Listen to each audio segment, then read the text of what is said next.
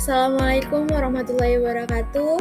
Perkenalkan, nama saya Naila Azhara Rehalat dengan NIM P071723247071, Prodi Teknologi Laboratorium Medis Poltekkes Kemenkes Maluku. Di sini saya akan lanjut dengan dua pertanyaan terakhir, yaitu yang pertama, yaitu jelaskan tentang teknik-teknik molekuler yang digunakan dalam pemeriksaan mikrobiologi atau sampel-sampel mikrobiologi, dan yang terakhir yaitu jelaskan cDNA, proses pembuatan dan perannya. Kita masuk ke yang pertama, yaitu jelaskan tentang teknik-teknik molekuler yang digunakan dalam pemeriksaan mikrobiologi atau sampel-sampel mikrobiologi.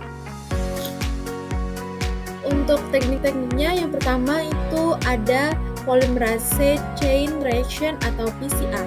PCR ini merupakan teknik yang digunakan untuk mengamplifikasi segmen DNA spesifik secara in vitro, memungkinkan deteksi patogen dengan sensitivitas tinggi. Misalnya, metode PCR RFLP telah berhasil digunakan untuk mendeteksi jamur dermatofit seperti Microsporum canis dan Trichoepis. Yang kedua ada real-time PCR atau bisa juga dengan RT-PCR. RT-PCR atau PCR kuantitatif memungkinkan deteksi kuantitatif DNA tentang target secara real-time selama proses amplifikasi. Teknik ini telah ditemukan dalam pengembangan protokol deteksi Staphylococcus aureus berbagai menggunakan gen NOR-A sebagai target. Yang ketiga ada PCR hibridisasi.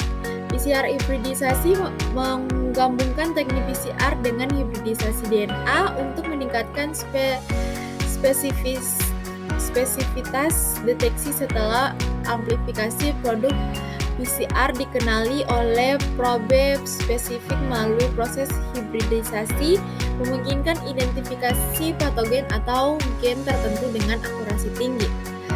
Yang keempat yaitu sekuensi DNA. Sekuensi DNA sendiri adalah proses penentuan urutan nukleotida dalam membuat DNA, penting untuk mengidentifikasi mutasi dan memahami hubungan filogenetik. Yang berikut adalah yang kelima. Yang kelima yaitu cloning ekspresi. Cloning ekspresi melibatkan penggabungan gen target ke dalam vektor ekspresi untuk produksi protein dalam sel inang. Teknik ini berguna untuk studi fungsi protein dan produksi protein rekombinan.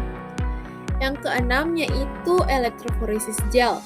Elektroforesis gel sendiri adalah teknik yang memisahkan fragmen DNA, RNA, atau protein berdasarkan ukuran dan muatan listriknya menggunakan medan listrik matriks gel. Teknik ini memungkinkan analisis ukuran dan kemurnian tersebut serta digunakan untuk memverifikasi hasil amplifikasi. Berikut di sini adalah referensi untuk pertanyaan nomor 4. Kita masuk dengan pertanyaan terakhir, yaitu jelaskan cDNA, proses pembuatan dan perannya. Baik, dengan sintesis DNA yang dicapai melalui proses transkripsi balik melibatkan transkripsi RNA menjadi DNA. Dengan demikian, fungsi sebagai amandemen dan suplementasi penting bagi dogma sentral biologi molekuler. Dalam konteks eksperimental, dua mode ekspresi yang berada biasanya muncul, transkripsi balik dan retrotranskripsi. Yang pertama memerlukan ekstraksi RNA yang disengaja untuk tujuan mensintesis DNA, sedangkan yang kedua menunjukkan proses otonom di mana virus RNA mentranskripsi RNA menjadi DNA. Khususnya yang pertama terjadi secara ex vivo, sedangkan yang terakhir terjadi secara in vitro. Sintesis DNA mencakup sintesis untai pertama dan untai kedua. Secara umum, metode untuk mensintesis untai pertama cDNA melibatkan penggunaan total RNA atau mRNA murni sebagai cetakan. Mengkatalisis sintesis dengan DNA polimerase yang bergantung pada RNA seringkali menggunakan primer oligo atau dengan DT atau primer acak. Selanjutnya, sintesis untai ganda kedua dapat dilakukan untuk menghasilkan cDNA untai ganda yang lengkap. Kita masuk dengan proses pembuatan dan perannya. Yang pertama, proses pembuatannya. Proses pembuatan cDNA, proses pembuatan ini melibatkan beberapa tahap, yaitu ada yang pertama, isolasi mRNA. Tahap pertama adalah mengisolasi mRNA dari sel atau jaringan yang diinginkan. mRNA dipilih karena mengandung informasi genetik yang akan diterjemahkan menjadi protein. Yang kedua yaitu sintesis untai pertama cDNA. Enzim reverse transkriptase digunakan untuk mesintesis untai pertama cDNA dari cetakan mRNA. Yang ketiga yaitu penghilangan mRNA. mRNA cetakan dihilangkan biasanya dengan menggunakan enzim mRNA. Yang keempat yaitu sintesis untai ganda cDNA.